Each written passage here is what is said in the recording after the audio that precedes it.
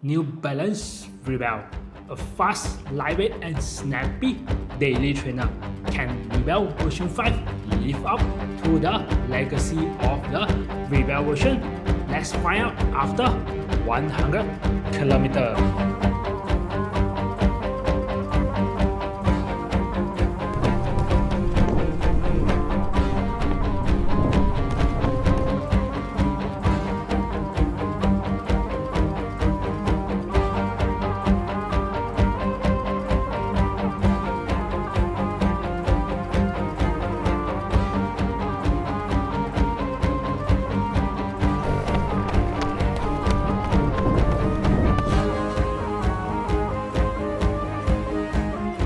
Hello guys, welcome to my channel. I'm Ken, one of the Malaysia running YouTuber. Today I'm going to talk about this pair of shoes, New Balance Rebel version number 5, the newly launched lightweight daily trainer. A lot of changes from the look, the weight, everything from the shoes. Can these shoes still live up to the legacy of the Rebel that is lightweight, snappy and fast? So in this review, I already throw up a lot of different kind of training to these pair of running shoes, from dry to wet, from easy to short to long and fast workout. I did everything with this pair of shoes up to 100 kilometers within a week, so that I can test out is the shoes still able to live up to the Rebel version 4 that I really enjoy running with that pair. Before we start, full disclosure, this pair of shoes is purchased by my owner from New Balance Malaysia. During the launching, the shoes sold out immediately after I get the shoes. Once I check out, once I return back to the website and see how many pair they still left, and all the common size almost sold out. I'm really lucky able to secure this pair, and it cost me 649 ringgit. All the opinion and all the view that you watch on this video is my own personal opinion. So let's start with some numbers of the shoes. For my size, US 11, the shoes weigh at 249 gram, 20 gram extra from the version 4.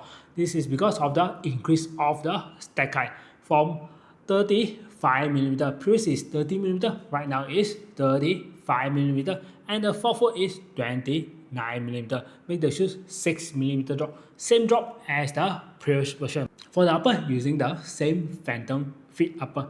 I feel it's the same even though some of the knitting is a bit different from the version 4, but I feel exactly the same material upper. On the tongue is consider a partial more to full gusset tongue, so it won't easily fall down, and the heel collar there's a lot of padding compared to the previous version, so that's this where all the weight gain from. And the heel, there's a heel collar for the structural support. The form is using the same fuel cell P-bar blend form. It's flexible and very responsive and soft. The shoes doesn't have any carbon plate in the shoes, not even a small shank, so it's very easy to bend the shoes. For the outsole, using the grip, it's a newly designed pattern of the grip with a lot of triangle at the forefoot and 2 on the heel for the heel landing. Just only some exposed form in the middle of the shoes. There's a cutout to save some weight, but this is the exposed form. You can see some of the wear and tear. How's the fitting? The shoes fit true to size, even though I feel a bit tight and narrow on the toe box, but after certain amount of run, after around 30 km to 40 km, then I found the shoes a bit much more forgiving after I loosen up some of the lace and relace it. When I nearly get the shoes, I found out the toe box is a bit narrow, so I found it's a bit snug fit, even though this is considered a lightweight daily trainer, not like the previous is even lighter to speed day or tempo shoes. But not right now, Rebel going for the lightweight daily trainer category. For here, after I loosen up, after I break into the shoes, the fitting on the toe box is getting better. Even the height of the toe box is nice enough, roomy enough for my feet. The tongue, yes, even though they changed the tongue, a much more padded tongue, I didn't have any issue, same as the heel collar. And the heel collar is much more cushioned, so there's a lot of foam on the heel collar. It's much more comfortable on the heel collar. I didn't encounter any heel slippage during my run, same as the lace. The lace exactly the same as the version 4. Besides that, the shoes fit medium arch. For my medium arch fit, once I fit it fit really nicely.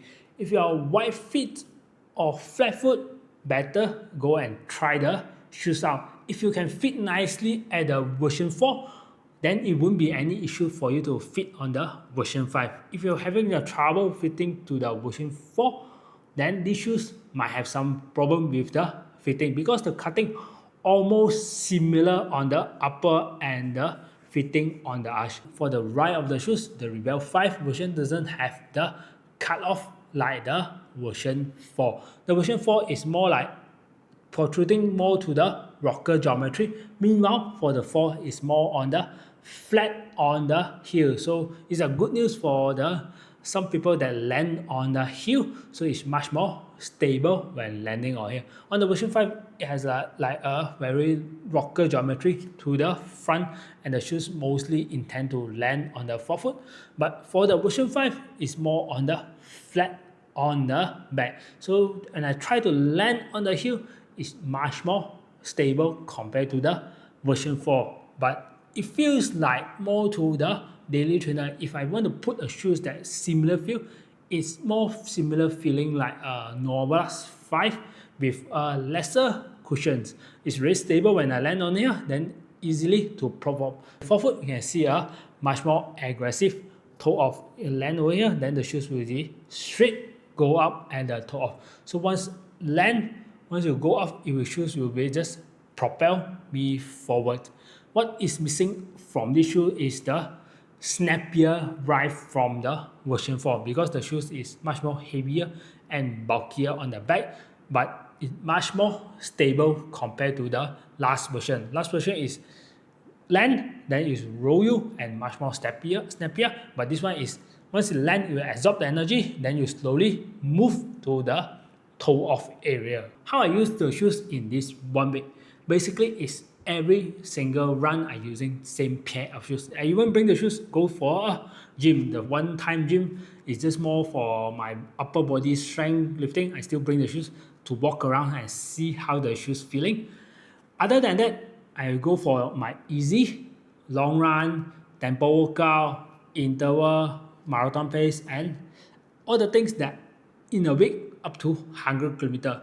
For easy run, when I'm using the shoes, it's really comfortable because of the stability and much more cushion on the back. It's really stable and it's very comfortable on the back. So it's very nice to run slow using this pair of shoes rather than the version 4. It keep propel me forward for the faster pace because of the rocker geometry. Meanwhile, for the version 4, much more stable on the back, so it makes me much more comfortable during my easy run. Let's move to the base run on my other mileage that I cover. The shoes, they're running around 5 minutes, 5:30 to 5 minute pace.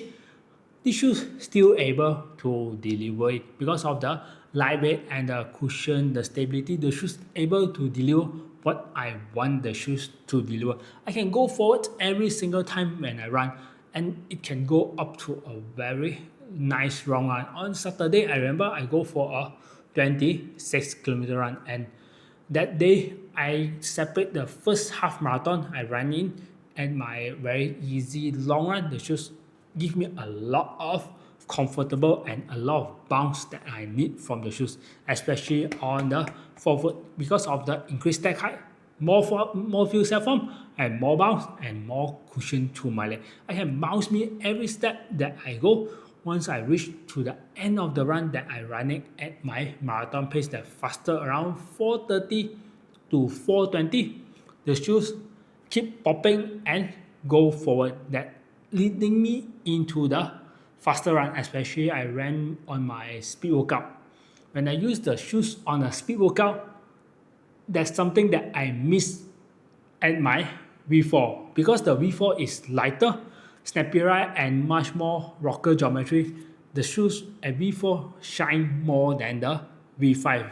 Because V5 is intent once I land, I require much more energy to go push me forward because I'm not running all the time on here, more to flat landing rather than all the while on the tiptoe. So when I run it on my speed, when I land on here, I seems like I require much more energy to push me to propel forward on my single step. How about the ventilation and the grip of the shoes? One thing about the ventilation is a phantom fit upper. It's not considered a super ventilated, but it's able to give all the air to come in to cool my leg down, especially right now it's a hot season in Malaysia. The shoes able to keep my feet cool down, not warm, just nice enough to run on it. And luckily, that's 1 week, there's one rainy day, heavy downpour. So I bring the shoes out for the run to test the grip and the absorption of the water. The absorption water definitely on the heel collar because it's much more firm, so it absorbs all the water, same as the tongue. So this is the part that absorbs all the water. And for the grip, it's able to deliver what the grip needed. It's not considered slippery or super grippy. It's acceptable level when you run under the rain. Just need one run under the rain, that's all. So it's able to deliver all the grip that I need on the rainy day on the wet surface. I'm not talking about the cement route. It's because that day is just 1 day, so I run it on the tarmac. It's a wet tarmac, so the shoes able to grip it and propel me forward on my run. So the grip for me is at a good level. If I need to rank it, maybe 4/5 because of the wet condition one run that day. Let's talk about what I like about the Rebal V5. First thing first, definitely is the form, the fuel cell form, P-bar platform. It's really comfortable, bouncy, and really soft.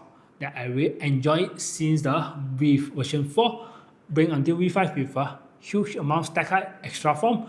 It really gives me the enjoyment of the form. The second thing that I like about the shoes is the upper, the phantom fit upper. Ventilated, lightweight, and secure lockdown. It doesn't wobble, and I didn't experience any hot spot or heel slippage on the shoes. Third is the bounce of the form. Because of increased stack height of the fuel cell form, the shoes intend bounce more from the version 4. What I'm not really like about the shoes is the missing of the snappier ride compared to the version 4. Because we always take the old shoes to compare, yes, it's missing the snappier ride compared to the previous version. The next one is the extra weight.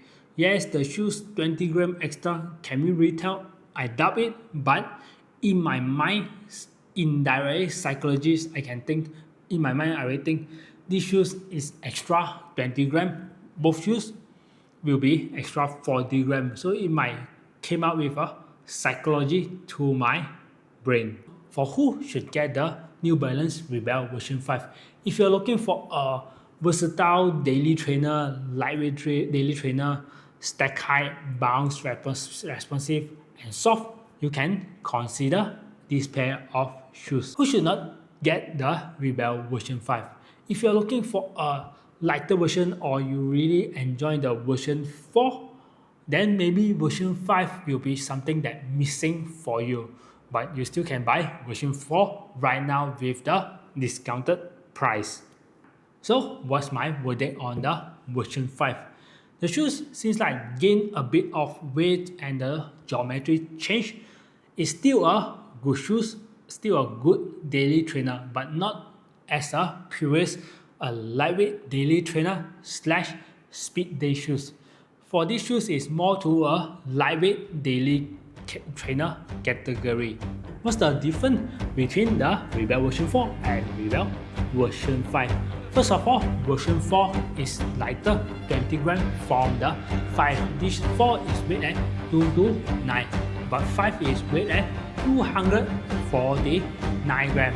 The stack height on the old version is the 30mm and 24mm. For the 5 is the 35 and 29mm. Same 6mm drop using the phantom feed upper and the fuel cell form as form. And also look different but feel almost identical. For the right, version 4 is more to the walker geometry.